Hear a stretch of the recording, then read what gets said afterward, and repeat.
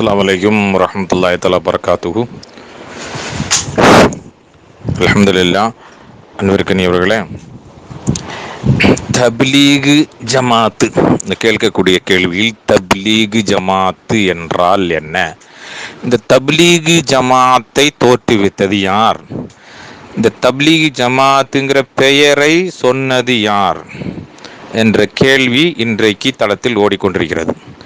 தப்லீகு ஜமாத்து என்றால் என்ன? பல்லக யுபல்லிகு தப்லீகு, அவங்க என்ன சொல்ல வர்றாங்க?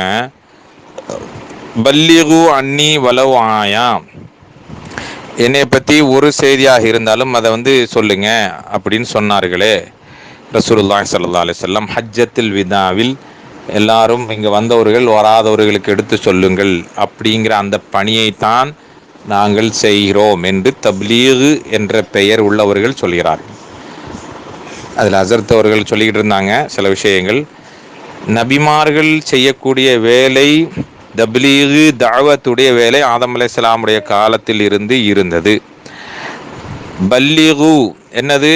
அதுக்கு சரியான தாரிஃபாத்து அதை சொன்னால், இதுவரைக்கும் இல்லாத ஒரு செய்தியை எடுத்து எத்தி வைப்பது, எடுத்து சொல்லுவது ரிசாலா. அப்போ அதுக்கு என்ன அர்த்தம்னா, ரிசாலா தூதுத்துவம், அல்லாஹ்வுடைய புறத்திலிருந்து கிடைத்திருந்த ரிசாலா உடையவர்கள் எத்து வைக்கக்கூடிய செய்திக்கு பேர் தப்லீகு. தாவாவுடைய வேலையில் தப்லீகு ரிசாலா உடையவர்கள் எடுத்து சொல்லி எத்து வைக்கிறதுக்கு, முன்னால் உள்ள சட்டங்களை மாற்றி சொல்வதற்கு, அல்லாஹ்வுடைய புறத்திலிருந்து கிடைத்திருக்கக்கூடிய வசனங்களை எடுத்து எத்தி சொல்வதற்கு, சட்டங்களை மாற்றுவதற்கு, சட்டங்களை திருத்துவதற்கு, அல்லாஹ்வுடைய புறத்திலிருந்து வந்த செய்திகளை தூதுத்துவத்தை ரிசாலாவை சொல்லக்கூடியவர்களுக்கு, ரிசாலா பெற்ற நபிமார்கள் செய்யக்கூடிய வேலைக்கு பேர் தப்லீகு. அப்போ அதாவது இதுவரைக்கும் இல்லாததை உண்டாக்கி அதில் அல்லாஹ் சொல்லி தந்ததை சொல்லுவதற்கு பேர் தப்லீகு. எத்தி வைத்தல் சொல்லுதல். அப்போ இதுவரைக்கும் இல்லாததுனா எல்லா சட்டதிட்டங்களையும் ரசூலுல்லாஹி ஸல்லல்லாஹு அலைஹி வஸல்லம் அவர்களுடன் முடிந்து விட்டது. எப்படின்னா, அன சய்யிதுல் ஆதம், அன சய்யித், நான் தான் சய்யிது, எல்லா நபிமார்களுக்கும் நான் தலைவராக இருக்கும். அப்போ அவங்க தான் சய்யிதுல் அன்பியா. அன சய்யிதுல் அன்பியா லா ஃபக்ர, நான் பெருமைக்காக வேண்டி சொல்லவில்லை ஸல்லல்லாஹு அலைஹி வஸல்லம் சொல்கிறார்கள். ஹாத்தமுல் அன்பியா, அன ஹாத்தமுல் அன்பியா மன் லா நபிய பாதா. இன்னொரு ஹதீஸில் சொல்கிறாங்க, நான் தான் ஹாத்தமுல் அன்பியா மன் லா நபிய பாதா, எனக்கு பின்னால் எந்த நபியும் கிடையாது. இன்னொரு ஹதீஸில், எனக்கு பின்னால் ஒரு நபி ஒன்று இருக்குமே ஆனால் அது உமராக இருக்கும். அப்போனா உமர் ரலியல்லாஹு தஆலா அன்ஹு நபியாக இல்லை. அப்போ ஏற்கனவே நுபுவத் என்பது ரசூலுல்லாஹி ஸல்லல்லாஹு அலைஹி வஸல்லமுடன் முடிந்து விட்டது. அப்போ ரிசாலத் என்பது ரசூலுல்லாஹி ஸல்லல்லாஹு அலைஹி வஸல்லமுடன் முடிந்து விட்டது. ரிசாலத் என்பது இனி கிடையாது. ரிசாலத் உடையவர்கள் சொல்லுவதற்குரிய தாவத்துடைய வேலைக்கு பெயர் தப்லீகு. அப்படியானால் ரிசாலத்து கொடுக்கப்பட்டவர்கள் சொல்றதுக்கு பெயர் தூதுத்துவம், சொல்றதுக்கு பேர் தப்லீகு. அப்போ மற்றவங்க சொன்னால் இதை எடுத்து நடத்துகிறவங்க சொல்கிறதுக்கு பேர் தஃபக்குராத்து, எடுத்து சொல்கிறது, நினைவூட்டுவது, நினைவுபடுத்துவது, இப்படி தான் அதுக்கு பேரே தவிர தப்லீகுங்கிற பெயர் ரிசாலத்தா உடையவர்களுக்கு மட்டும்தான் உண்டு. தப்லீகுங்கிற இந்த பெயரை உண்டாக்கியது யார்? தப்லீகு ஜமாத்து. இதற்கு முன்னால் தப்லீகு ஜமாத்து என்பது கிடையாது. கிட்டத்தட்ட 70 ஆண்டுகளுக்கு முன்னால், 80 ஆண்டுகளுக்கு முன்னால் உண்டாக்கப்பட்ட ஒரு இயக்கத்திற்கு பெயர் தப்லீகு ஜமாத்து. இதற்கு முன்னால் எல்லா நபர்களும் சுன்னத்துவல் ஜமாத்துங்கிற பெயரில் இருந்தவர்களை போர்வைகளை போர்த்தியவர்களாக, சுன்னத்துவல் ஜமாத்துங்கிற போர்வையில் அதே செயல்பாடுகளில் ஃபித்னாக்களை, ஃபசாதுகளை, வஹாபிய சித்தாந்தங்களை தேவ்பந்திகள் ஏற்றுக்கொண்டு தேவ்பந்திய சித்தாந்தங்களை உலகத்திற்கு கொண்டு வர வேண்டும் என்று எண்ணியவர்கள் தப்லீகு ஜமாத்தினர்கள். வஹாபிய சித்தாந்தங்களை வெளிப்படுத்த வேண்டும் என்று எண்ணியவர்கள் தேவ்பந்துகள்.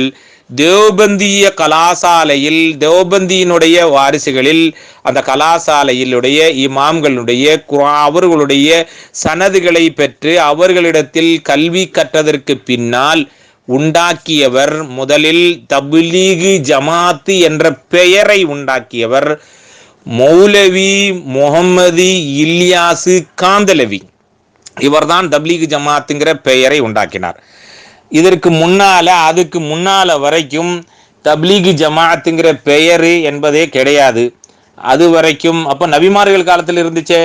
நபிமார்கள் காலத்தில் இருந்தால் அது ரிசாலத்து கொடுக்கப்பட்ட தூதுத்துவம் கொடுக்கப்பட்ட நபிமார்கள் சொன்ன சட்டதிட்டங்களுக்கு அவர்கள் மக்களுக்கு மத்தியில் எடுத்து எத்தி வைப்பதற்கு எத்தி வைத்தல் தப்லீகு எத்தி வைத்தல் தப்லீகு எத்தி வைத்தல் அந்த எத்தி வைத்தல் செயலை செஞ்ச ரிசாலத்துடையவர்கள் செய்த செயலுக்கு பெயர் தப்லீகு. ஆனால் இவங்க சொல்றாங்கல்ல தப்லீக் ஜமாத்துங்கிற பெயரை இதற்கு முன்னால வேற எந்த கிதாபுகளிலும் கண்டிருக்கிறீர்களா? முகமது இல்யாஸ் மௌலவி வருவதற்கு முன்னால் இந்த விஷயம் தப்லீக் ஜமாத்து என்ற செய்தி உண்டானதா? தப்லீக் ஜமாத்து என்ற பெயர் மௌலவி முகமது இல்யாஸ் காந்தலவிக்கு முன்னால் தப்லீக் ஜமாத் என்ற பெயர் இருந்ததா? இல்லையே. எனவே இந்த தப்லீக் ஜமாத்தி என்ற பெயரை முதலில் சூட்டியது முகமது இல்யாஸ் காந்தலவி தானே தவிர வேறு யாரும் அல்ல. அவர் யாரு? அஷ்ரஃப் அலி தானவியினுடைய சீடர். அஷ்ரஃப் அலி தானவி யாரு? ரஷீத் அஹமது கங்கோயினுடைய சீடர். கலீல் அஹமது அம்பேட்டினுடைய சீடர். கலீல் அஹமது அம்பேட்டி யாரு? கலீல் அஹமது அம்பேட்டி ரஷீத் அஹமது கங்கோயினுடைய சீடர். ரஷீத் அஹமது கங்கோஹி யாரு? முகமது காசிம் நானுத்தவியினுடைய ஒன்று விட்டவர்கள். இவருடைய வரலாறு இன்னும் தொடரும் இன்ஷா அல்லாஹ். நான் ஏற்கனவே இன்னொரு தளத்தில் பேசியதும் உண்டு. அதையும் தொடர்ந்து இரண்டையும் கேளுங்க, நல்ல தெளிவாக புரியும்.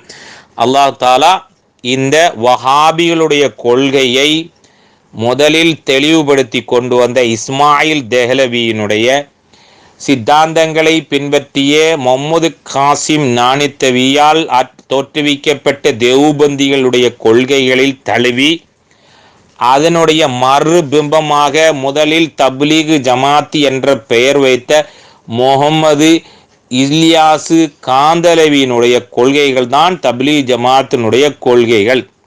அல்லாஹ் தாலா அப்படிப்பட்ட கூட்டத்தை விட்டும் காப்பாற்றி நம்ம ஹபீப் நூர் முஹம்மது ரசூலுல்லாஹி ஸல்லல்லாஹு அலைஹி வஸல்லம் மீது முஹப்பத்து வைப்பதற்கு அல்லாஹ் தௌஃபீக் செய்வானாக. ஹபீப் நூர் முஹம்மது ஸல்லல்லாஹு அலைஹி வஸல்லம் அவர்களுடைய சொல், செயல், நடைமுறை, அங்கீகாரம், அவர்களின் செயல்பாடுகளிலும் அவர்களுடைய அஹ்லே பைத்துகளாக இருக்கக்கூடிய புனித குடும்பத்தார்கள் மீதும் அல்லாஹ் தாலா நமக்கு முஹப்பத்தை உண்டாக்கி அவர்களுடைய முஹப்பத்தை உண்டாக்கி ரசூலுல்லாஹி ஸல்லல்லாஹு அலைஹி வஸல்லம் உடைய முஹப்பத்திற்கும் ஷஃபாத்திற்குரியவர்களாக ஆக்கியருள்வானாக. அஸ்ஸலாமு அலைக்கும் ரஹ்மத்துல்லாஹி தஆலா வ பரகாத்துஹு.